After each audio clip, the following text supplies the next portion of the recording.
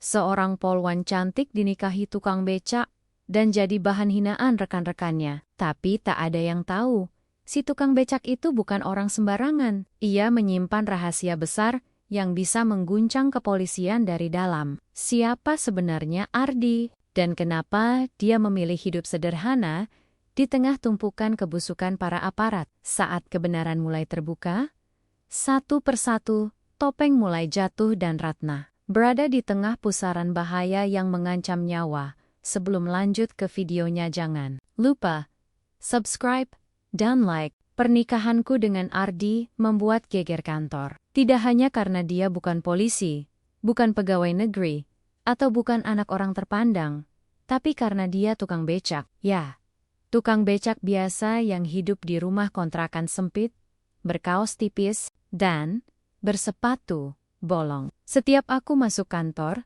sorot mata Riken-Rikongku seakan bertanya, apa yang salah dengan otak Ratna? Hari itu, saat apel pagi, semua orang berdiri rapi. Komandan memberi arahan, sementara aku berdiri di barisan paling depan. Tapi kupingku menangkap bisik-bisik dari belakang. Sayang banget dia, padahal cantik dan berprestasi. Kok ya milih tukang becak? Kalau soal cinta, mungkin dia kena pelet. Nggak masuk akal. Aku pura-pura tidak mendengar. Tapi dalam hati, aku perih. Mereka tidak tahu apa-apa tentang Ardi. Mereka hanya menilai dari penampilan, tapi aku tetap tegak. Mataku lurus ke depan, menahan semua emosi yang mengaduk-aduk di dada.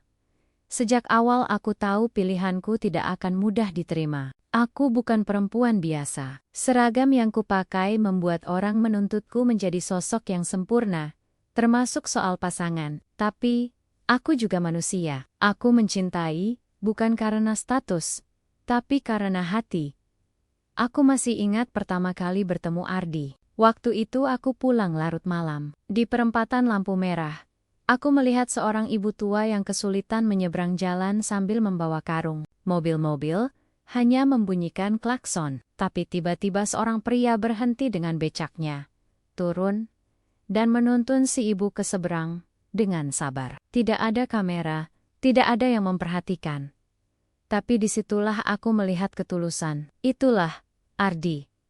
Kami mulai sering bertemu setelah itu. Dia mengantarku pulang beberapa kali. Pembawaannya tenang, tidak banyak bicara, tapi selalu tahu cara membuatku merasa nyaman. Tidak ada basa-basi murahan. Dia hanya menjadi dirinya sendiri, jujur, hangat, dan sederhana.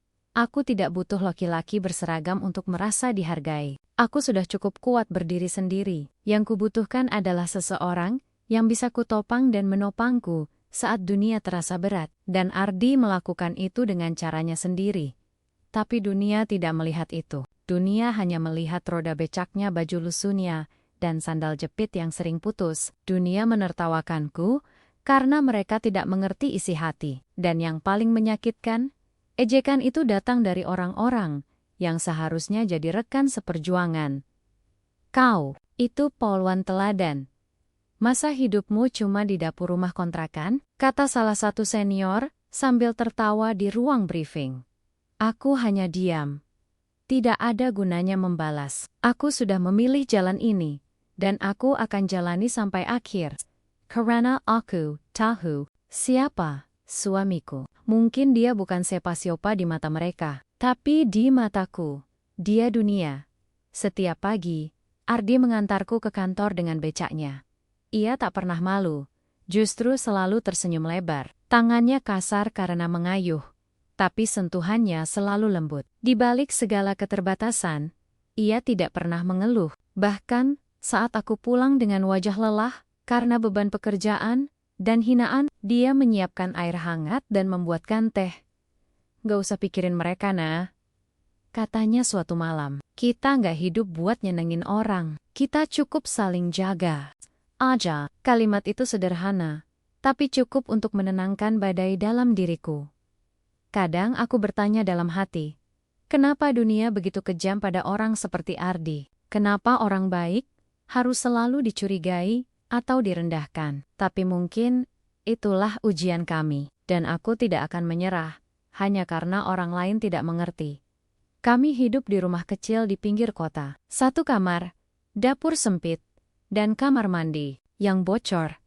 Tapi setiap malam, aku merasa damai. Tidak ada tekanan jabatan, tidak ada formalitas pangkat. Hanya ada tawa kecil, obrolan ringan, dan pelukan hangat. Ardi sering bilang, hidup itu bukan soal berapa banyak yang kita punya, tapi seberapa kuat kita bertahan saat semuanya terasa berat. Dan aku percaya itu. Setahun berlalu sejak aku resmi menjadi istri tukang becak. Tapi bagi hatiku, aku justru menikah dengan laki-laki paling tangguh yang pernah kutemui. Dan walau dunia belum tahu siapa dia sebenarnya, aku tahu. Itu sudah cukup karena bagiku, seragam tidak selalu menentukan siapa yang benar-benar layak dihormati. Sejak aku menikah dengan Ardi, aku merasa seperti musuh dalam selimut di kantorku sendiri. Mereka tidak mengatakan apa-apa secara langsung, tapi tatapan mereka, setiap aku masuk ruang rapat, cara mereka menatap dari ujung kepala sampai kaki, sudah cukup untuk membuatku tahu. Aku dianggap aneh. Bahkan tidak jarang saat aku masuk ke ruang makan, obrolan mereka langsung berhenti, sunyi, dingin, dan mencibir diam-diam. Yang paling membuatku muak adalah caranya Bu Rini, kepala bagian SDM, daya manusia, menyindir. Pahlawan harus menjadi panutan. Jangan asal memilih pasangan hidup, apalagi yang tidak sepadan secara sosial. Nanti, publik bisa menilai macam-macam. Kalimat itu dia ucapkan saat briefing pagi, tepat di depanku. Semua mata melirik ke arahku. Aku tahu mereka tahu siapa yang dimaksud, tapi aku diam, menahan diri. Ingin rasanya membalas, tapi aku masih punya harga diri. Bukan karena takut, tapi karena aku tidak mau merendahkan diriku ke level mereka.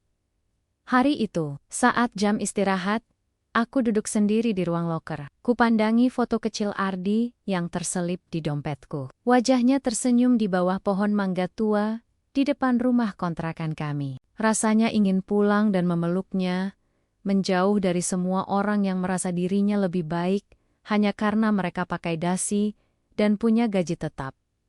Pintu loker terbuka. Rina, rekan satu tim, masuk. Dia termasuk yang paling sering bisik-bisik soal aku, Ratna. Katanya pelan, agak ragu, nggak sakit hati, ya? Sama omongan orang, aku menoleh pelan. Kalau aku dengarkan semua omongan orang, mungkin aku udah gila, Rin. Dia tersenyum canggung. Ya, aku cuma heran aja. Maksudku, kamu cantik, punya karier bagus, kenapa nggak pilih yang sepadan? Aku menatap matanya. Sepadan itu ukurannya apa? Mobil, gaji, atau rumah 2 lantai? Kalau ukurannya itu, ya dia memang nggak sepadan. Tapi kalau ukurannya tulus dan setia, aku rasa dia jauh di atas banyak orang di sini. Dia terdiam, mungkin tidak menyangka jawabanku akan sekeras itu. Tapi, aku tidak menyesal. Aku sudah terlalu lama diam, sudah waktunya aku bicara. Sore hari, saat selesai dinas, Ardi sudah menunggu di luar gerbang. Becaknya terparkir rapi di bawah pohon. Dia melambai, senyum mengembang. Seolah tak ada yang bisa meruntuhkan semangatnya. Aku berjalan cepat ke arahnya. Di belakangku, aku tahu banyak mata yang memandang. Maaf ya, nunggu lama. Tonyaku Sambi. Naik ke becak? Enggak, tadi sempat bantuin orang dorong motor mogok, dapat roti juga, katanya sambil menyodorkan bungkusan plastik kecil. Aku tersenyum. Kamu selalu dapat kebaikan di jalan, karena aku nggak mikir untung rugi. Hidup ini cuma mampir sebentar, kalau bisa bantu orang, ya bantu aja. Jawaban Ardi selalu membuat hatiku hangat. Kadang aku heran. Kenapa orang seperti dia bisa hidup begitu sederhana? Kenapa Tuhan tidak menaruhnya di posisi penting? Padahal, dia punya nilai yang luar biasa. Malamnya, di rumah, aku duduk di lantai, mengelap sepatu dinasku yang kotor. Ardi sibuk memperbaiki tali becaknya yang mulai aus. Kami tidak punya TV besar, atau sofa empuk. Tapi kami punya cerita. Punya tawa, punya tempat pulang yang penuh ketulusan. Nah, kamu capek? Tanyanya tiba-tiba. Capek sih, capek. Tapi bukan karena kerjaan, karena omongan mereka lagi. Tebaknya, tepat, aku manggang pelan. Ardi meletakkan alat perbengkelannya, lalu duduk di sampingku. Dulu aku juga pernah dihina. Dibilang gak akan sukses, dibilang cuma buang-buang waktu. Tapi aku tetap jalan terus, karena aku tahu yang aku lakukan benar. Dan kamu juga gitu. Jangan biarin suara orang lain nutupin suara hati kamu sendiri. Aku menunduk, air mata menetes pelan, tanpa bisa aku tahan. Kalimat itu rasanya seperti pelukan yang tidak terlihat. Di luar, suara gerimis mulai turun. Ardi berdiri dan mengambilkan selimut tipis, menyelimuti pundakku. Jangan mikirin mereka, nah. Dunia ini memang gak adil. Tapi selama kita tahu kita benar, kita gak perlu bukti apa-apa buat siapa-siapa. Malam itu, aku tidur di pangkuannya. Dalam diam, aku tahu. Aku tidak salah memilih. Biarlah dunia menilai sesukanya.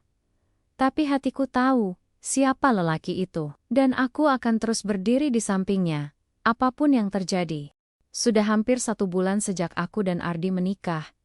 Tapi reaksi dari lingkungan seakan tidak pernah reda. Kalau bukan soal status Ardi, pasti soal kehidupanku yang sekarang dinilai turun derajat. Di kantor, aku tetap bekerja profesional, seperti biasa.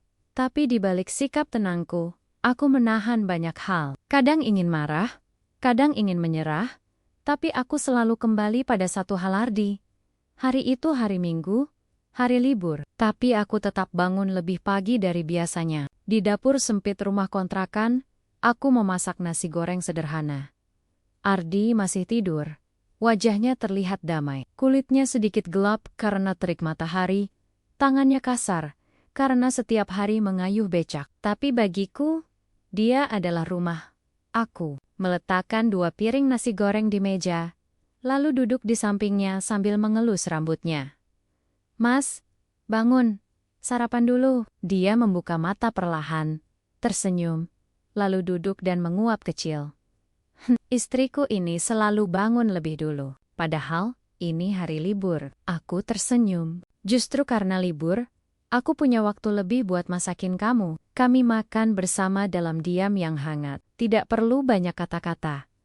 Kehadiran kami cukup jadi penguat satu sama lain. Selesai makan, Ardi mengajakku jalan-jalan ke taman. Skoda, bukan tempat mewah, tapi kami bahagia bisa menghabiskan waktu bersama tanpa gangguan siapapun. Di taman, banyak anak kecil bermain. Beberapa pasangan duduk di bangku, menikmati semilir angin. Aku dan Ardi duduk di dekat pohon besar. Ia menggenggam tanganku erat, lalu berkata pelan, "Kamu yakin masih mau jalani ini? Jalan yang berat ini?" Aku menatapnya. Saku, kamu bukan karena dunia mendukungku, tapi karena aku tahu siapa kamu sebenarnya. Jadi, ya, aku yakin. Ardi diam sebentar, seperti menahan sesuatu di tenggorokannya. Aku takut kamu capek. Capek iya, tapi menyerah enggak. Aku tahu siapa yang aku genggam sekarang. Dia menatapku lama, lalu tersenyum tipis. Terima kasih, udah tetap di sini, Nah. Sore itu kami pulang sambil naik becaknya. Di perjalanan, kami melewati 2 rekan polwan yang sedang duduk di warung. Mereka melihat ke arah kami, lalu saling berbisik dan tertawa. Aku menoleh cepat, menatap mereka dengan mata tajam. Mereka langsung pura-pura sibuk memainkan ponsel. Aku menarik napas panjang. Sudah biasa, tapi kali ini, aku tidak tinggal diam. Sesampainya di rumah, aku masuk ke kamar dan membuka lemari. Di sana tersimpan map berisi semua piagam dan penghargaan yang pernah ku dapat, mulai dari saat pendidikan hingga terakhir menjadi perwakilan polwan dalam pelatihan regional. Aku menatapnya satu persatu. Apa semua ini harus jadi sia-sia hanya karena mereka menganggap suamiku tidak layak, gumamku. Ardi masuk ke kamar, melihatku duduk termenung. Kamu lihat penghargaan itu karena sedih atau karena bangga? Tanyanya lembut. Dua-duanya. Dia duduk di sampingku. Kalau karena bangga, simpan dan lanjutkan perjuanganmu. Tapi kalau karena sedih, simpan, lalu buktikan ke mereka bahwa kamu tetap bisa berdiri dengan kepala tegak. Aku tahu kamu kuat, nah. Aku menunduk. Kata-kata Ardi seringkali sederhana, tapi selalu menampar tepat di titik yang paling rapuh. Aku mengangguk pelan. Hari berikutnya shot apel Peji.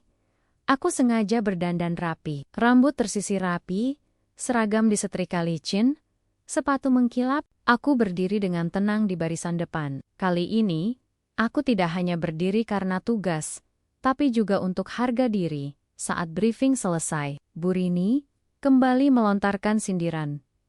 Ingat, integritas seorang anggota tidak hanya terlihat dari prestasi, tapi juga dari bagaimana ia memilih membawa nama institusi di kehidupan pribadinya. Aku melangkah maju. Kali ini aku tidak diam.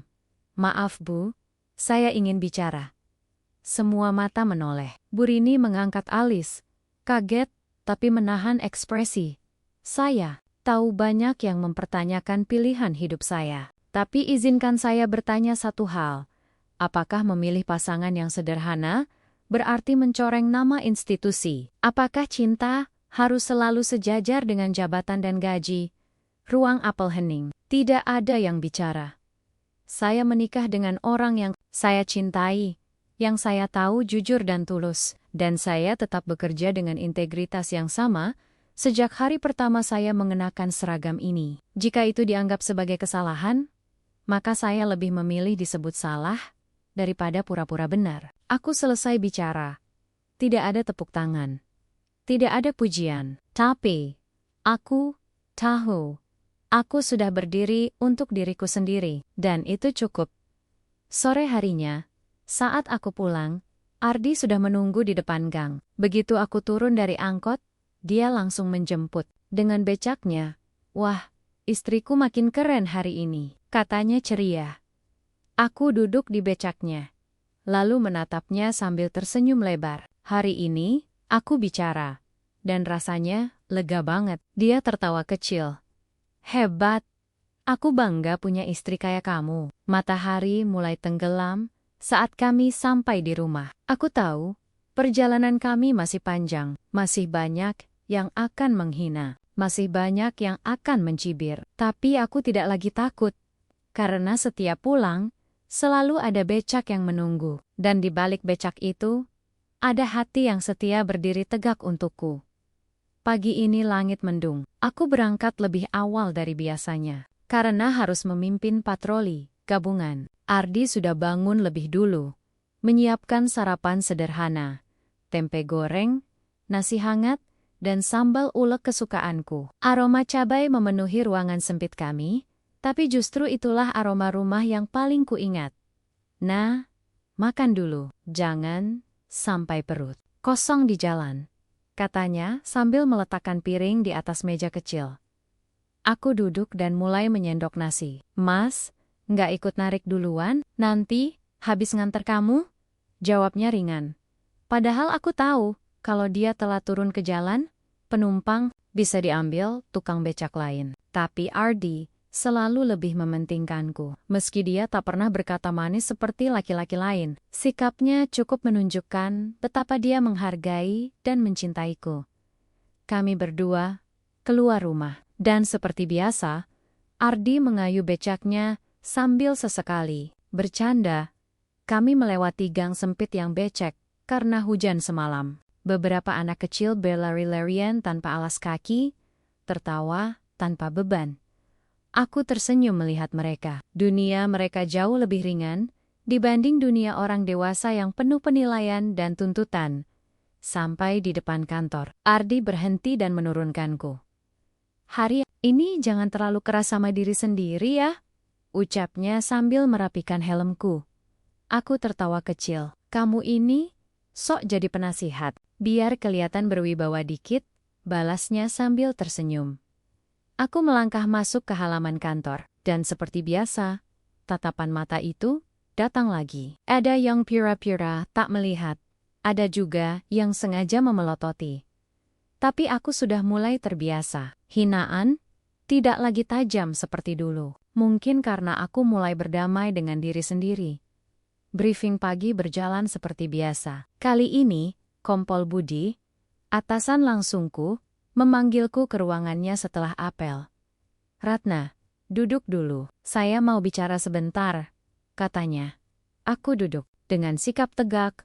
"Siap, Pak. Gini, saya tahu kamu polwan yang tangguh, dan saya tidak pernah meragukan kinerjamu. Tapi kamu juga harus tahu, persepsi publik terhadap anggota kita penting." Aku mengangguk pelan. "Saya mengerti, Pak. Tapi saya juga percaya bahwa integritas seseorang tidak ditentukan oleh siapa yang dia nikahi." Dia terdiam sejenak, menatapku dalam-dalam. "Saya paham posisimu. Saya juga pernah dianggap aneh saat dulu menikah dengan guru TK. Banyak yang bilang saya menurunkan level. Tapi sekarang mereka diam setelah istri saya membuktikan diri. Jadi, saya harap kamu juga bisa buktikan itu. Bukan dengan marah atau defensif, tapi dengan hasil kerja yang luar biasa." Aku sedikit terkejut. Dari semua orang, aku tidak menyangka Kompol Budi akan berkata begitu. Ada sedikit kelegaan yang sulit dijelaskan. "Mungkin tidak semua orang sekejam yang aku kira. Terima kasih atas kepercayaannya, Pak," kataku mantap. Hari itu aku bekerja lebih semangat. Aku memimpin patroli, menangani laporan warga, dan bahkan membantu menenangkan seorang ibu yang kehilangan dompet di pasar. Saat pulang sore harinya, tubuhku lelah, tapi hatiku hangat. Di depan gang rumah, Ardi sudah menunggu. Tapi kali ini dia tidak sendirian. Ada anak kecil yang duduk di becaknya, menggenggam es krim. "Ini anak siapa?" tanyaku sambil turun dari motor dinas. "Namanya Tegar. Dia tadi nangis di pinggir jalan, ibunya belum pulang kerja. Aku ajak main ke rumah dulu," katanya lapar. Aku menatap Ardi.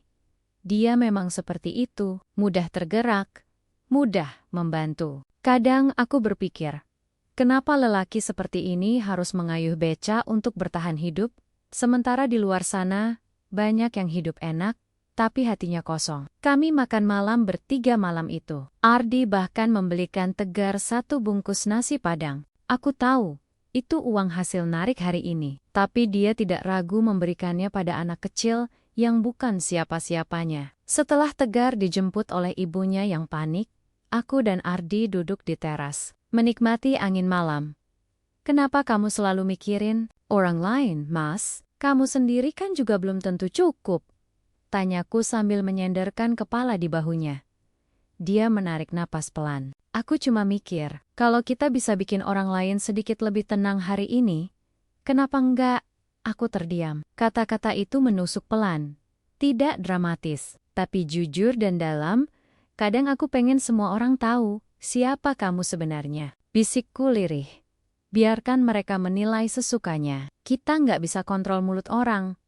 Yang penting, kita tahu siapa diri kita. Itu cukup."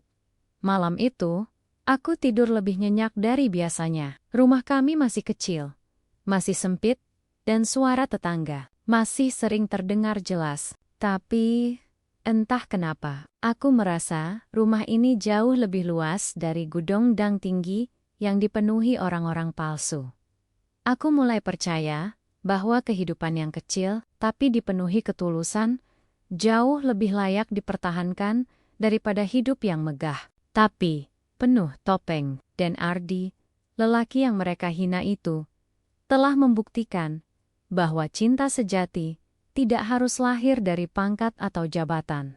Hari ini terasa berbeda. Saat aku sedang bersiap di ruang loker sebelum apel pagi, pintu terbuka, dan masuklah Bu Rini bersama 2 stafnya. Biasanya, dia hanya melirikku dingin, lalu berlalu begitu saja. Tapi pagi ini, langkahnya langsung menuju ke arahku.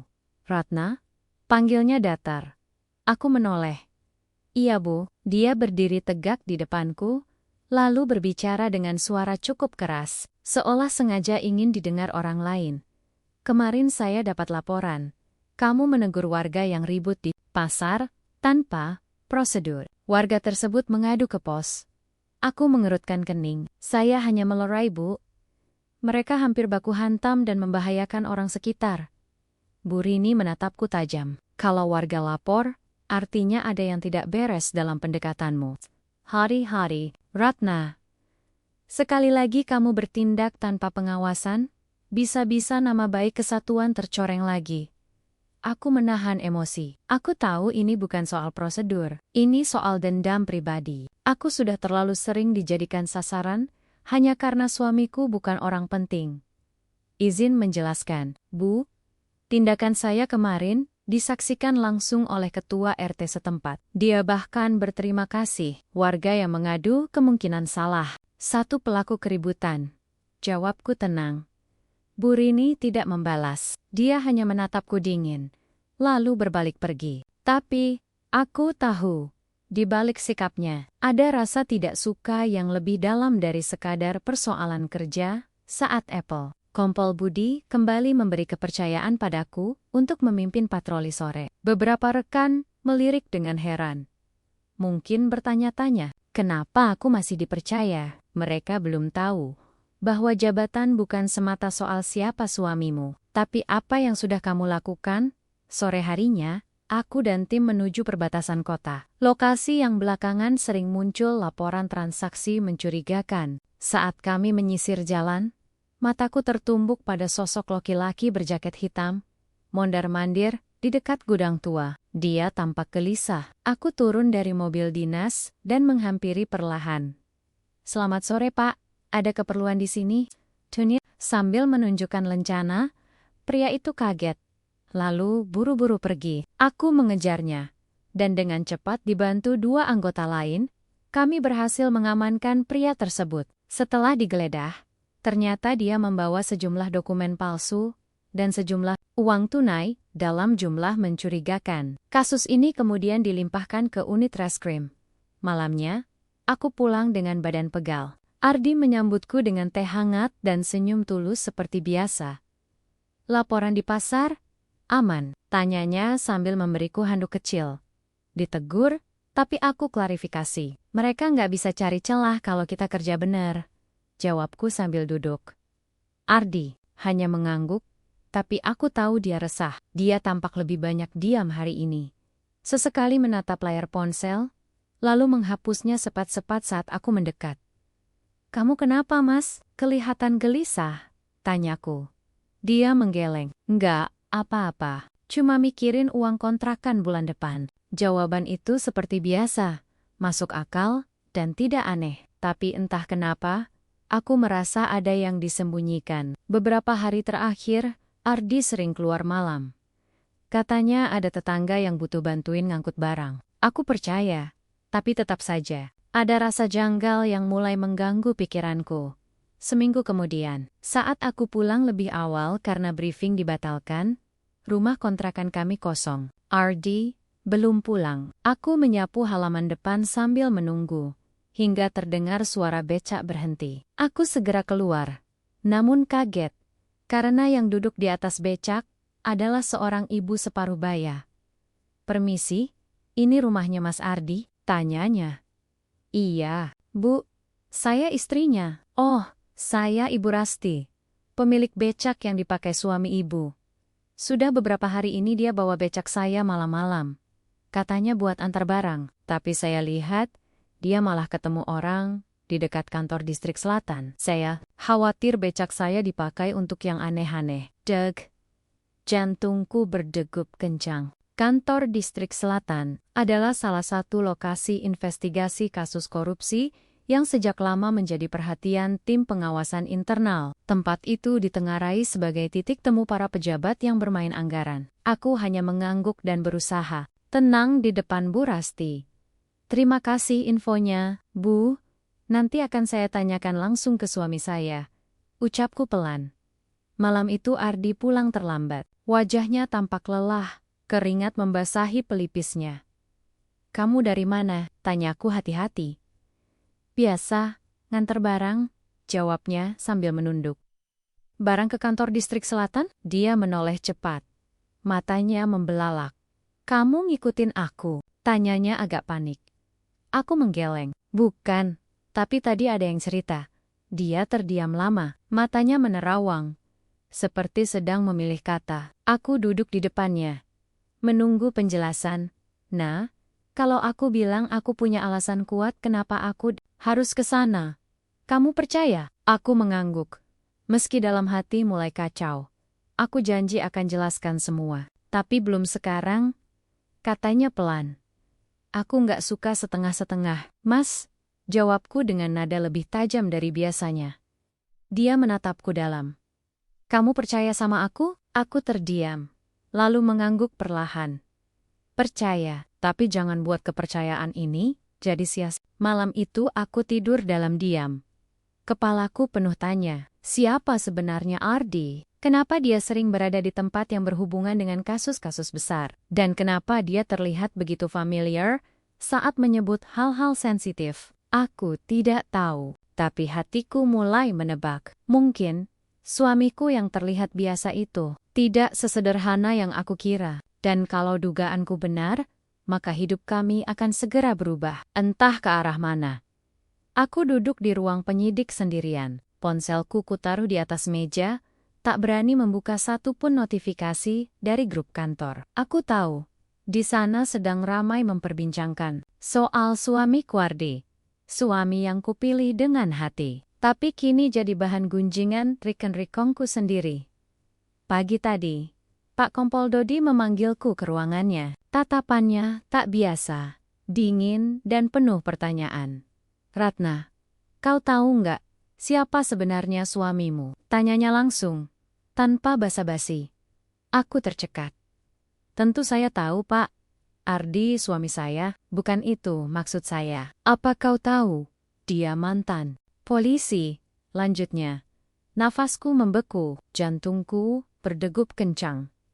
Maaf, Ardi adalah mantan detektif. Dia keluar dari kepolisian 5 tahun lalu, setelah kasus pengkhianatan dalam tubuh reserse. Tapi dia tidak berhenti begitu saja. Dia sedang menyelidiki sesuatu. Sesuatu yang sangat besar. Dan itu ada hubungannya dengan kantor kita. Air mataku mulai menggenang. Bukan karena takut, tapi karena merasa seperti orang bodoh yang tidak tahu apapun soal suaminya. Kenapa Bapak bilang ini ke saya? Tanyaku lirih. Karena kau bagian dari ini, Ratna. Dan aku yakin, cepat atau lambat, kau akan tahu semua. Sepulang dari kantor, aku menatap Ardi di teras rumah dengan perasaan campur aduk. Ia sedang memperbaiki rantai becaknya yang lepas. Peluh membasahi dahinya. Tapi senyumnya tetap sama seperti hari pertama aku jatuh cinta padanya. Bang, panggilku pelan. Dia menoleh. Iya, sayang. Capek banget ya? Aku menggeleng. Aku tahu semuanya. Ia terdiam. Tangannya berhenti bergerak. Semuanya, aku duduk di sebelahnya. Kau mantan polisi? Detektif? Dan sekarang kau sedang menyelidiki sesuatu yang berbahaya. Ardi menatapku lama. Lalu menarik napas panjang. Akhirnya kau tahu juga. Kenapa kau sembunyikan? Bukan karena aku tidak percaya padamu, Ratna. Tapi karena aku nggak mau kamu ikut terseret. Apa yang sedang aku cari ini berhubungan dengan orang-orang di atasmu. Orang yang selama ini kita kira bersih. Aku memeluk lututku. Pikiranku kacau. Ardi bukan pria biasa. Bukan tukang becak biasa. Dia menyamar. Dan aku menikah dengannya tanpa tahu kebenarannya. Aku sudah terlalu dalam. Ratna, korupsi, pemalsuan barang bukti, bahkan penghilangan nyawa, semua itu terjadi di bawah hidung kita. Dan sekarang, aku butuh bantuanmu. Aku menatapnya tajam. Apa maksudmu? Ardi menatap ke dalam mataku. Aku butuh kamu, bantu aku mengawasi orang-orang di kantor. Aku nggak bisa bergerak sendiri. Hatiku bergejolak. Di satu sisi, aku merasa dibohongi. Di sisi lain, aku tahu apa yang ia lakukan adalah untuk keadilan. Ia mungkin menyembunyikan siapa dirinya, tapi niatnya jelas, membongkar kebusukan di tubuh institusi kami. Aku harus pikirkan dulu, kataku akhirnya. Ardi mengangguk. Aku ngerti. Aku nggak akan maksa. Tapi tolong, hati-hati. Mulai sekarang, mereka akan mengawasimu juga. Malam itu, aku tidak bisa tidur. Aku terus memikirkan semua yang terjadi, semua yang berubah. cibiran dari teman-teman kantor, rasa malu yang sempat kuanggap sebagai aib, kini berubah menjadi teka-teki besar. Selama ini aku mengira Ardi hanya lelaki biasa yang kutemui di pinggir jalan. Ternyata dia adalah orang yang membawa misi besar. Keesokan harinya, aku berangkat ke kantor. Dengan hati-hati, aku mulai memperhatikan hal-hal kecil tatapan mencurigakan dari kompol Roni. Bisikan-bisikan lirih saat aku lewat, dan dokumen yang tiba-tiba hilang dari laci arsip. Di satu titik, aku sadar, semua ini nyata. Ardi tidak berlebihan. Apa yang ia cari sedang tersembunyi rapi di dalam institusi yang seharusnya menegakkan keadilan. Sore hari, saat semua orang sudah pulang, aku masuk ke ruang file dan mulai mencari berkas-berkas lama. Tanganku gemetar saat menemukan satu map tanpa label. Saat kubuka, isinya membuat mataku membelalak: foto-foto korban penyiksaan, laporan interogasi palsu, dan tanda tenggen-tanda tangan nama besar yang selama ini kupatuhi. Air mataku menetes. Ini bukan mimpi, ini kebenaran. Langkah kaki terdengar di luar ruangan. Aku buru-buru menutup map dan bersembunyi di balik lemari arsip. Jantungku berdegup kencang saat kompol Roni masuk dan menatap sekeliling. Ada yang buka file lama? Gumamnya. Aku menahan napas. Baru kali ini aku merasa benar-benar terancam. Tapi satu hal yang pasti, aku tak bisa mundur sekarang. Aku harus bantu Ardi, karena kebenaran harus dibela. Hari itu, aku datang ke kantor dengan kepala kosong. Hanya satu yang berputar di kepalaku: Ardi. Suamiku, lelaki yang selama ini dianggap remeh, dihina, dicaci, bahkan diludahi oleh rekan-rekanku sendiri. Tapi semalam, dia berubah di mataku. Bukan karena penampilannya, bukan juga karena pengakuannya yang membuat aku terpaku. Tapi karena caranya menatapku. Sorot matanya tajam, tapi teduh. Penuh luka, tapi juga berani. Dan kata-katanya, kata-kata yang tak pernah kudengar dari laki-laki manapun. Jujur, aku masih goyah. Dia detektif, ucapku pelan sambil menatap layar komputer. Mencoba fokus pada laporan kasus kecil yang kutangani. Tapi pikiranku tak bisa lepas dari apa yang dia katakan. Masih belum bisa dipercaya? Desis Rika, duduk di sebelahku sambil mengunyah keripik. Apa jangan-jangan dia pura-pura buat dapat simpati? Aku meliriknya. Kenapa sih kamu selalu berprasangka? Bukan cuma aku, Rat. Semua orang juga mikir gitu. Masa tukang becak bisa punya koneksi ke kasus besar? Logikanya aja nggak nyambung. Aku menghela napas panjang. Memang berat jadi perempuan di tengah lingkungan yang penuh ego dan prasangka. Tapi jauh lebih berat saat harus berdiri sendiri mempertahankan orang yang kupercaya. Saat semua orang bahkan tak mau memberi dia kesempatan. Siang itu, atasanku, Pak Surya, memanggilku ke ruangannya. Wajahnya serius. Tangannya menepek-nepek meja kayu dengan pelan. Aku duduk tanpa suara. Ratna, suamimu, Ardi, kan? Aku mengangguk. Barusan kami dapat laporan dari divisi intelijen. Namanya sempat masuk dalam daftar petugas reserse yang mengundurkan diri 5 tahun lalu. Tapi bukan karena pelanggaran. Dia menyamar. Jantungku berdegup lebih kencang. Waktu itu dia ditugaskan untuk menyelidiki jaringan korupsi dan penyelundupan yang merambat sampai ke jajaran atas. Tapi informasinya bocor, operasi gagal. Beberapa petugas gugur. Ardi menghilang. Kami pikir dia kabur. Ternyata, dia tetap melanjutkan penyelidikan. Sendirian, mataku membelalak. Kau tahu ini artinya apa, Ratna? Aku menggeleng. Kalau benar dia punya bukti, dan dia kembali sekarang, maka bisa jadi ada yang ketakutan. Orang-orang itu bisa saja ada di sekitarmu. Bahkan di kantor ini, aku tak sanggup berkata-kata. Rasanya dunia di sekitarku mendadak kabur. Semua yang selama ini kuanggap biasa, mulai terasa janggal. Sorot mata beberapa rekan, suara berbisik-bisik di lorong belakang, dan laporan-laporan yang hilang tanpa jejak. Jaga dirimu, kata Pak Surya dengan lirih. Malamnya aku pulang dengan perasaan campur aduk. Aku masuk ke rumah kecil kami. Dan Ardi sedang duduk di lantai dengan tumpukan kertas, foto, dan catatan yang disebar seperti puzzle. Matanya menatap serius ke tiap dokumen itu. Aku nggak bohong, Ratna, katanya pelan, tanpa menatapku. Aku tahu, ini semua sulit dipercaya. Tapi aku nggak bisa diam. Temen-temenku mati waktu itu, karena ada yang bocorin info ke lawan. Aku nggak bisa tinggal diam. Aku duduk di depannya. Kamu yakin masih bisa percaya sama institusi ini? Dia menghela napas. Enggak, tapi aku percaya sama kamu. Kata-kata itu menusuk hatiku.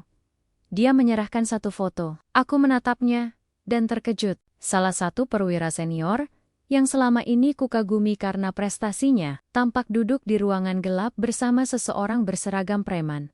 Memegang dokumen yang distempel rahasia ini baru satu, kata Ardi. Aku masih cari bukti kuatnya, tapi aku butuh akses ke dokumen lama yang cuma bisa kamu buka. Aku ragu. Ini bisa jadi bunuh diri, tapi hatiku bicara lain. Besok aku bantu kamu. Dia menatapku. Untuk pertama kalinya, aku merasa kami berada di satu perahu yang sama, bukan sebagai suami istri yang dinikahkan karena paksaan keluarga, tapi sebagai dua manusia yang memperjuangkan kebenaran dengan cara mereka sendiri. Aku tahu, mulai malam ini, hidup kami tak akan lagi sama. Dan aku siap. Malam itu aku duduk sendirian, di ruang tengah, rumah kontrakan. Lampu temara membuat bayangan di dinding seperti menari.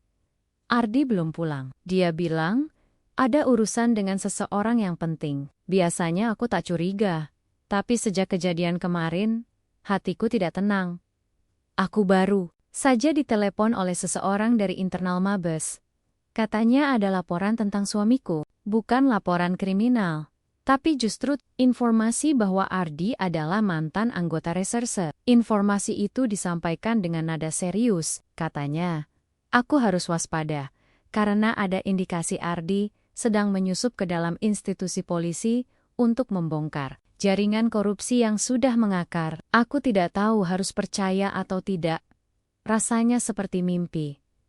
Seorang tukang becak, Manton Reserves. Aku duduk mematung. Pikiranku terbang ke masa-masa awal kami bertemu. Ardi selalu tahu kapan aku sedang kesal, tahu caranya membuat aku tenang, tapi aku tak pernah benar-benar tahu siapa dia. Bahkan, soal keluarganya pun, dia selalu menghindar. Mungkinkah selama ini dia memang menyembunyikan sesuatu? Tiba-tiba pintu terbuka. Ardi masuk sambil menghela napas panjang. Wajahnya tampak lelah, tapi juga serius. Aku harus bicara, katanya pelan. Tapi kamu harus janji. Dengarkan sampai selesai. Jantungku berdegup kencang. Aku bukan tukang becak, katanya tanpa basa-basi. Aku dulu penyidik di unit anti korupsi, tapi karena satu kasus besar, aku disingkirkan. Orang-orang dalam membuatku seolah-olah bersalah. Aku kehilangan semuanya. Pekerjaan, nama baik, bahkan teman. Aku menelan ludah, tanganku mengepal di pangkuan. Sebelum aku menikah dengan kamu, aku sudah tahu siapa kamu. Aku tahu kamu polisi. Aku tahu kamu bersih. Aku butuh orang seperti kamu untuk membantuku dari dalam. Tapi aku juga tahu, aku jatuh cinta beneran sama kamu. Aku menggeleng. Rasanya seperti ditusuk dari belakang. Kamu menikahiku karena tugas. Awalnya, iya, jawabnya jujur. Tapi sejak malam pertama kita tinggal bareng, semuanya berubah. Aku nggak peduli lagi soal penyamaran. Aku cuma pengen hidup sama kamu. Tapi dunia ini nggak sesederhana itu, Ratna. Aku berdiri. Kamu bohong soal siapa dirimu. Kamu manfaatin aku. Bukan manfaatin. Aku nyelamatin kamu. Suaranya meninggi. Kalau kamu tahu berapa banyak nama polisi yang bersih dimatikan, karena berani buka suara, kamu pasti ngerti.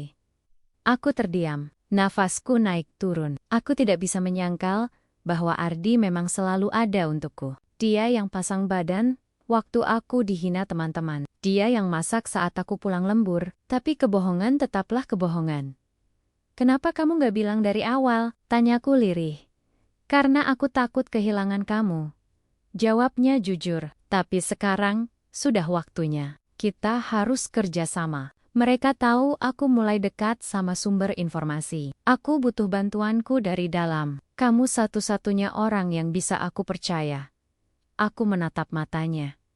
Tidak ada kebohongan di sana. Hanya ketakutan dan harapan.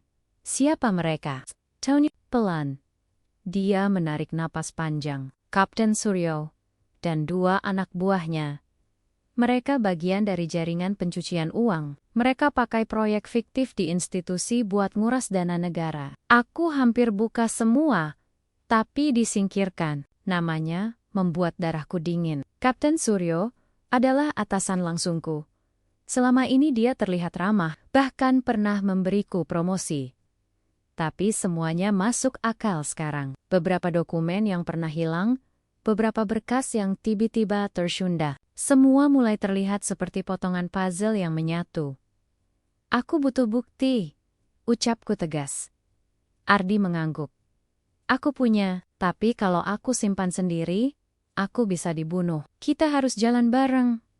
Aku menarik napas dalam-dalam. Dunia di sekitarku seperti runtuh. Tapi satu hal yang pasti, aku tidak bisa diam saja. Jika memang benar, maka apa yang kami hadapi jauh lebih besar dari sekadar hubungan suami istri. Mulai besok, kamu jadi suami detektif beneran. Kataku kaku, tapi jangan pikir aku lupa soal kebohonganmu.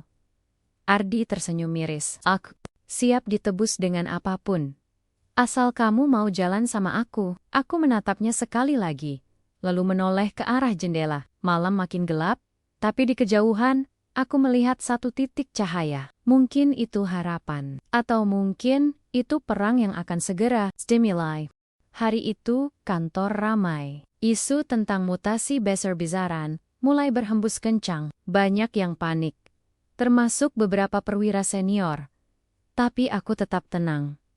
Aku tidak merasa terancam. Bahkan, dalam hati, aku mulai merasakan ada angin perubahan. Entah kenapa, aku yakin mutasi kali ini bukan sekadar rotasi biasa.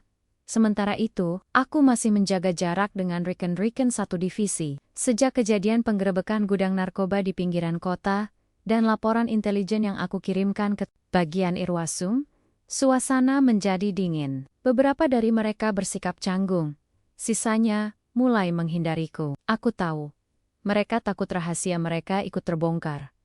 Ardi makin jarang terlihat di pangkalan. Beberapa hari belakangan, dia pulang larut malam, dan wajahnya serius. Tapi setiap kutanya, jawabannya selalu sama. Masih ada yang harus diselesaikan. Erat, aku tidak memaksa, aku percaya padanya. Sampai suatu malam, dia pulang dengan luka lebam di pelipis, dan darah kering di ujung bibir. Hatiku langsung mencelos. Siapa yang lakukan ini? Tanyaku panik, sambil mengobati lukanya. Dia hanya tersenyum kecil. Teman lama. Aku menatap matanya lekat-lekat. Kau diincar? Dia tak menjawab. Tapi dari sorot matanya, aku tahu. Jawabannya iya. Aku ikut. Kita selesaikan ini sama-sama. Ardi menggeleng. Belum waktunya, tapi sebentar lagi semua akan terbuka. Malam itu, aku tidak bisa tidur. Rasanya ada yang mendidih di dada. Aku muak dengan semua kemunafikan yang selama ini bersarang di institusi yang seharusnya menegakkan hukum. Keesokan harinya, Kapolres mendadak memanggil semua perwira. Suasana mendadak tegang. Aku ikut duduk di ruangan besar yang biasanya dipakai Ropet. Ada sekitar 20 orang di sana, termasuk beberapa yang wajahnya pucat pasi. Begitu Kapolres masuk, ia tak banyak basa-basi. Di belakangnya masuk 2 orang berpakaian sipil, memperlihatkan kartu identitas dari Mabes. Mulai hari ini, dilakukan pemeriksaan dan penindakan terhadap personel yang terlibat penyalahgunaan wewenang, termasuk korupsi, suap, dan kolusi. Ujar salah satu pria berpakaian sipil itu. Bukti-bukti telah kami kumpulkan selama 2 tahun. Operasi ini bernama Tangan Bersih. Ruangan langsung gaduh. Beberapa orang protes, ada yang membantah keras, Ada yang langsung pucat dan terdiam. Aku hanya menatap mereka satu persatu. Beberapa nama besar yang selama ini tak tersentuh, akhirnya terjaring juga. Namun kejutan belum berakhir. Saat ruangan mulai dikosongkan, salah satu petugas dari Mabes menyebut namaku. Ratna, ikut kami sebentar. Aku ikut masuk ke ruangan khusus. Di dalam, sudah ada beberapa petugas, termasuk seseorang yang baru kulihat. Berpakaian rapi, wajahnya dikenal Ardi. Dia berdiri dengan sikap formal, mengenakan seragam dinas lengkap. Di pundaknya tersemat pangkat komisaris besar polisi. Aku nyaris tak percaya. Dia anggota divisi Propam Mabes Polri, sudah 2 tahun menyamar sebagai tukang becak untuk mengumpulkan data. Jelas salah satu petugas. Dan berkat bantuannya, operasi ini berjalan lancar. Tubuhku membeku. Mulutku ingin bicara, tapi tak satu pun kata keluar. Ardi hanya menatapku penuh haru. Maafkan aku, Rat. Aku harus menyembunyikan semuanya. Bahkan darimu.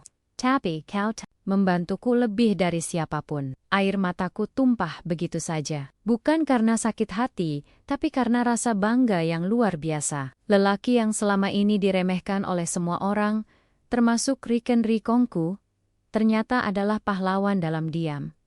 Hari itu, dunia seolah terbalik. Nama-nama besar digulingkan. Ardi berdiri di depan umum, menyampaikan laporan resminya. Aku berdiri di sampingnya, bangga dan tegak, bukan sebagai seorang istri dari tukang becak, tapi sebagai pasangan dari seorang pejuang keadilan yang sebenarnya.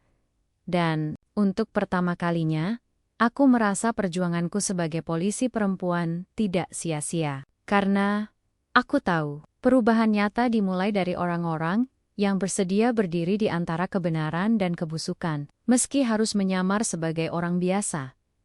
Hari itu, aku berangkat kerja dengan kepala penuh tanda tanya. Semalam Ardi bilang ingin mengajakku bicara sepulang dinas, tapi aku belum tahu apa maksudnya. Di kantor, suasananya tak kalah panas dari biasanya. Tatapan sinis masih saja datang dari beberapa rekan, terutama Pak Aditya yang makin menjadi-jadi. Pagi ini, ada rapat mendadak bersama Wakapolres. Semua anggota Polwan wajib hadir. Aku duduk di barisan tengah. Saat rapat dimulai, suasana mendadak tegang. Wakapolres membuka data di layar proyektor. Aku nyaris tak bisa bernapas ketika melihat nama-nama yang tertera di daftar tersangka operasi KPK yang akan datang. Salah satunya adalah Pak Aditya. Ruangan mendadak sunyi. Beberapa perwira saling melirik. Wakapolres tidak bertele-tele. Besok pagi, tim KPK akan menyergap 2 nama dari daftar ini. Kami tidak ingin ada yang bocor. Operasi akan dibantu oleh satu penyamar yang sudah lama menyusup ke lingkungan kita. Aku tersentak. Menyusup, aku mulai merasa tidak enak. Sepulang dinas, aku pulang lebih awal. Di rumah, Ardi sudah menungguku di teras. Wajahnya serius, dan matanya menatapku lekat-lekat. Kita harus bicara, katanya pelan. Aku duduk di sampingnya. Angin sore menyentuh pipiku. Ardi menghela napas panjang. Ratna, aku sudah terlalu lama membohongimu, tapi semua ini demi satu tujuan. Aku menahan napas, jantungku berdebar keras. Aku bukan tukang becak biasa, katanya tenang. Namaku Ardi, aku mantan detektif reskrim yang diberi tugas khusus oleh KPK untuk menyusup ke lingkungan kepolisian daerah ini. Tugas utamaku, mengumpulkan bukti korupsi dan jual beli jabatan di dalam institusi. Dunia seperti berhenti sesaat. Aku tidak tahu harus berkata apa. Selama ini aku mengira aku yang menyelamatkan Ardi dari cemoohan, dari kesusahan hidup. Tapi, kenyataannya, dia yang sedang menjalankan tugas besar demi keadilan. Ardi menggenggam tanganku. Aku menikahimu karena cinta, Ratna. Tapi juga karena aku percaya kamu berbeda. Dan aku butuh seseorang yang bisa berdiri bersamaku di akhir semua ini. Aku menarik napas dalam-dalam. Dadaku sesak. Kenapa kamu tidak bilang dari awal? Karena aku tak bisa. Aku harus menjaga penyamaran. Bahkan atasanku langsung pun tidak boleh tahu sepenuhnya siapa saja yang kuawasi tapi sekarang. Operasi utama akan dimulai besok. Aku butuh kamu tetap kuat. Apapun yang terjadi, jangan takut. Air mataku jatuh. Bukan karena marah, tapi campuran lega, bingung, dan kagum. Malam itu, aku tidak bisa tidur. Aku melihat Ardi duduk di ruang tamu, menyusun dokumen, memeriksa foto, dan menulis laporan. Semua wajah-wajah yang dia telusuri selama ini adalah orang-orang yang kerap kulihat setiap hari. Mereka yang selama ini menghinaku, melecehkan harga diriku, bahkan menertawakan pernikahanku dengan tukang becak, ternyata memiliki rahasia besar yang akan segera terbongkar. Keesokan harinya, kantor Polres penuh ketegangan. Aku tetap bekerja seperti biasa, tak banyak bicara, menunggu semuanya terbuka. Dan akhirnya, sirine mobil KPK mengaum di halaman. Petugas-petugas berbaju hitam lengkap turun dengan cepat. Semua langsung menuju ruangan Pak Aditya dan seorang perwira lain. Mereka terdiam tak berkutik saat diborgol. Saat itulah Ardi masuk ke kantor. Bukan sebagai suamiku, tapi sebagai detektif dari KPK, dia menunjukkan identitas aslinya, lengkap dengan lencana. Semua mata membelalak, mulut-mulut yang biasa mengejekku mendadak bungkam. Bahkan Kapolres tak berkata sepatah pun. Terima kasih atas kerjasamanya, kata Ardi dengan tenang. Lalu menoleh padaku. Tatapannya lembut, berbeda dari ketegasan sebelumnya. Aku berdiri tegak. Hari itu, bukan hanya koruptor yang terbongkar, tapi juga semua kebohongan yang pernah menindihku. Ardi menggandeng tanganku di hadapan mereka semua. Untuk pertama kalinya, aku merasa berdiri di tempat yang benar, bersama pria yang selama ini kusebut tukang becak. Ternyata aku sedang hidup bersama pejuang keadilan. Dan aku bangga. Senggat, hari itu, aku duduk diam di ruang kerja Pak Kapolres. Bukan sebagai bawahan yang diberi tugas, tapi sebagai istri dari orang yang tengah dibicarakan seluruh satuan. Pandangan Pak Kapolres tajam menembus wajahku, seakan mencoba mencari celah dari semua hal yang selama ini kusimpan. Ratna, ucapnya akhirnya, kau tahu siapa sebenarnya Ardi? Aku mengangguk pelan. Saya tahu, Pak. Dia meletakkan map merah ke meja, lalu menggesernya ke arahku. Kalau begitu, bacalah ini. Mungkin kau akan makin paham kenapa banyak orang gelisah akhir-akhir ini. Dengan tangan sedikit gemetar, aku membuka map itu. Laporan intelijen, foto-foto, dokumen, surat tugas rahasia. Semua mengarah ke satu nama. Ardi Santoso, mantan detektif khusus Unit Pemberantasan Korupsi Internal.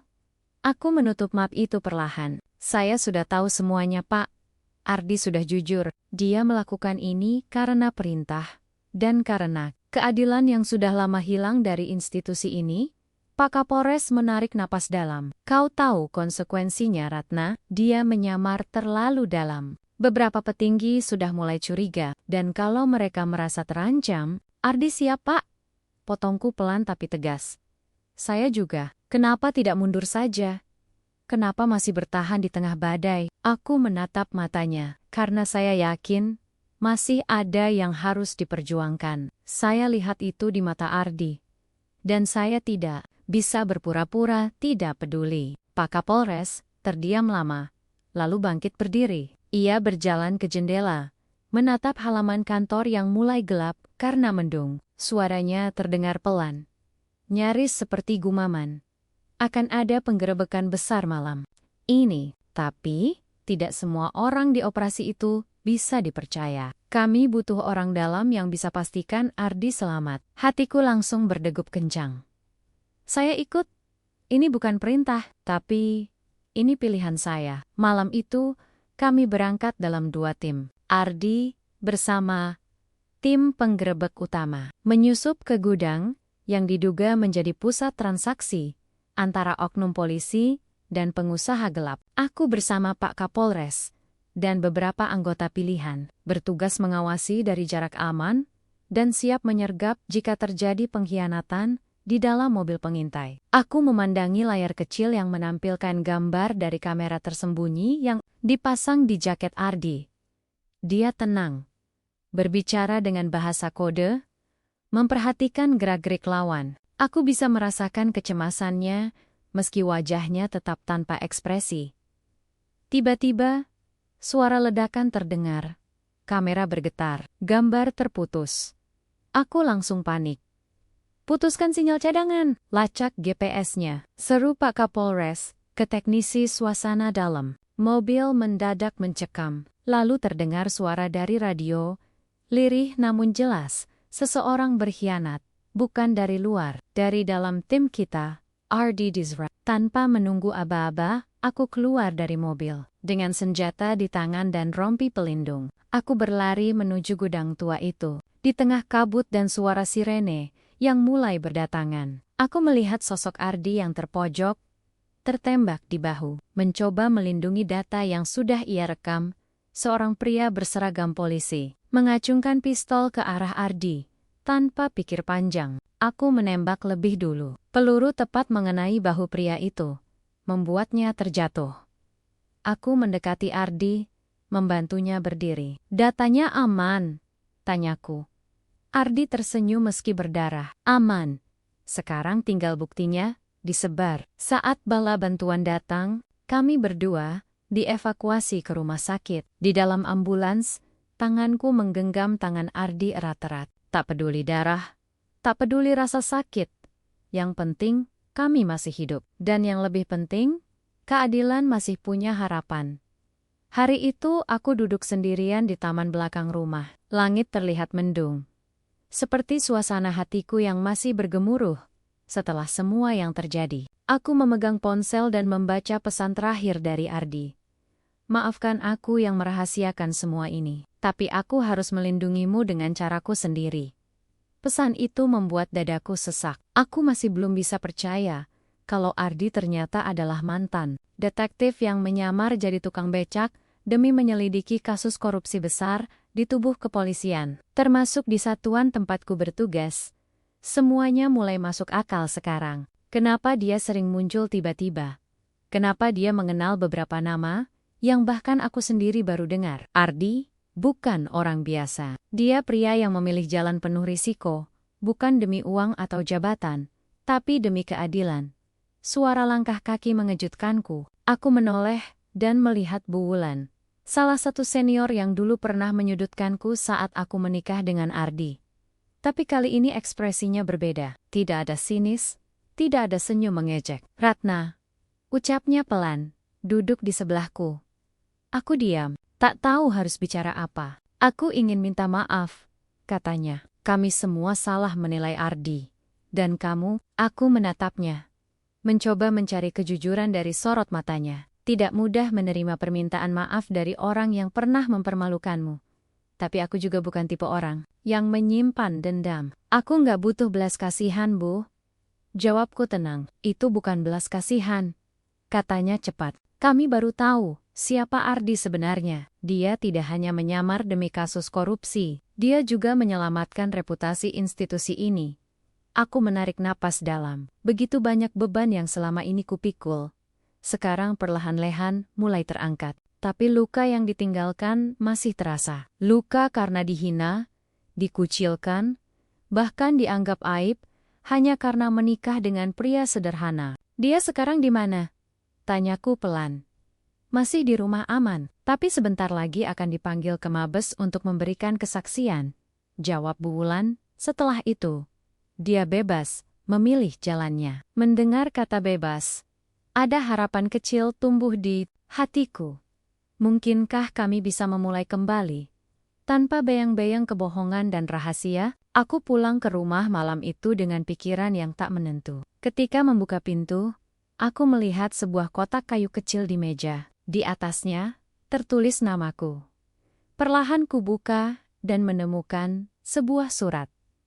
Tulisan tangan Ardi yang kukenal. "Ratna, kalau kamu baca ini, berarti semua sudah terbongkar. Aku tidak lagi menyamar, tidak lagi harus berbohong, tapi mungkin kamu masih marah, dan aku paham. Aku hanya ingin kamu tahu, dari semua yang aku sembunyikan, satu hal yang selalu jujur.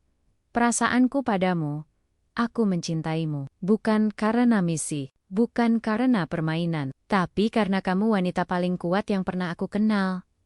Kalau kamu masih mau, aku akan menunggumu, tapi kalau tidak, aku tetap akan mencintaimu dalam diam. Mataku basah. Aku menggenggam surat itu erat-erat, seolah ingin memeluk sosoknya yang tak ada di hadapanku. Beberapa hari kemudian, aku menghadiri rapat internal di kantor. Kali ini, suasananya berbeda. Tidak ada lagi bisik-bisik saat aku masuk ruangan. Tidak ada senyum mengejek atau tatapan merendahkan. Kepala satuan kami berdiri di depan dan mengumumkan hasil penyelidikan. Ardi, mantan detektif, yang kini menjadi suami anggota kita, Ratna, telah berhasil membongkar jaringan korupsi yang selama ini menggerogoti institusi kita. Berkat kerjasamanya, lebih dari 5 perwira tinggi telah diamankan. Kita semua berhutang budi. Suara tepuk tangan menggema. Aku hanya bisa menunduk, menahan air mata yang hampir tumpah. Rasa haru dan bangga bercampur jadi satu. Sore itu, aku menerima pesan dari nomor yang tak kukenal. Aku di taman depan. Kalau kamu mau bicara, aku di sana. Jantungku berdebar. Aku tahu siapa pengirimnya. Aku berlari keluar. Dan di sana, dia Ardi, dengan kemeja sederhana dan senyuman yang selama ini kurindukan. Tanpa banyak kata, aku memeluknya kuat dan lama. Tak peduli siapa yang melihat. Maafkan aku, bisiknya. Aku juga minta maaf, jawabku. Kami berdiri lama dalam pelukan itu, dan untuk pertama kalinya, aku merasa semuanya akan baik-baik saja. Mungkin tak sempurna, tapi cukup untuk kami mulai lagi dari awal kali ini, tanpa rahasia. Hari ini, kantor kembali ramai. Wartawan berkumpul di depan gedung Polres. Mereka ingin mewawancarai aku dan Ardi. Semalam, berita tentang Ardi mantan detektif yang menyamar sebagai tukang becak viral di mana-mana. Nama kami berdua muncul di semua media. Tapi, bagiku, bukan itu yang penting. Yang lebih berarti adalah sikap rekan-rekanku di kantor yang perlahan berubah. Tidak ada lagi bisikan sinis atau tawa mengejek saat aku lewat. Tidak ada lagi yang menggunjing tentang Ardi.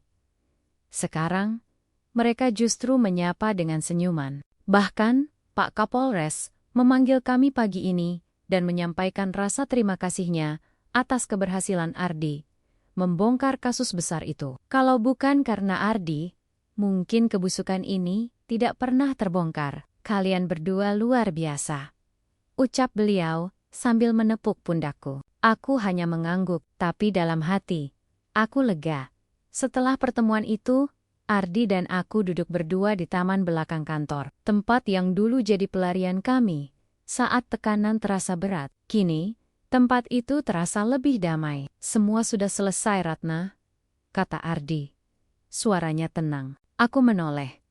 Tapi kamu kehilangan identitasmu. Kamu tak bisa kembali jadi detektif lagi. Apa kamu tidak menyesal? Ardi tersenyum kecil. Aku memang kehilangan profesi lamaku, tapi aku dapat sesuatu yang lebih penting. Aku dapat kamu. Dan keadilan juga akhirnya berdiri di tempatnya. Air mataku menetes pelan. Aku tak bisa berkata-kata, hanya memandang wajahnya dengan penuh syukur. Aku tahu, apapun yang terjadi setelah ini, aku tidak akan sendirian lagi. Seminggu berlalu. Hidup mulai kembali normal. Aku tetap menjadi polwan.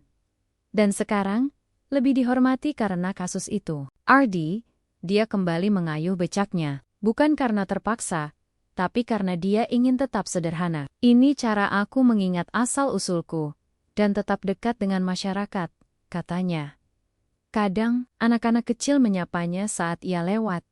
Mereka tahu, pria yang mereka panggil Pak Becak itu adalah pahlawan diam-diam. Suatu sore, saat kami berdua duduk di warung kopi kecil dekat alun-alun, Ardi menggenggam tanganku. Ratna, hidup kita nggak sempurna, tapi selama kita berdua jalanin bareng, aku yakin semuanya bisa kita hadapi. Aku tersenyum. Tak perlu jawaban panjang. Aku tahu, kami berdua sudah melewati badai yang paling besar. Dan sekarang, saat langit mulai cerah, kami siap melangkah ke masa depan. Dengan luka yang sembuh dan cinta yang semakin kuat, Hari itu, di bawah langit senja yang tenang, aku merasa hidupku benar-benar berubah. Aku bukan lagi gadis yang minder karena jadi istri tukang becak. Aku adalah istri dari seorang pahlawan yang rela mengorbankan segalanya demi kebenaran. Dan aku bangga, sangat bangga.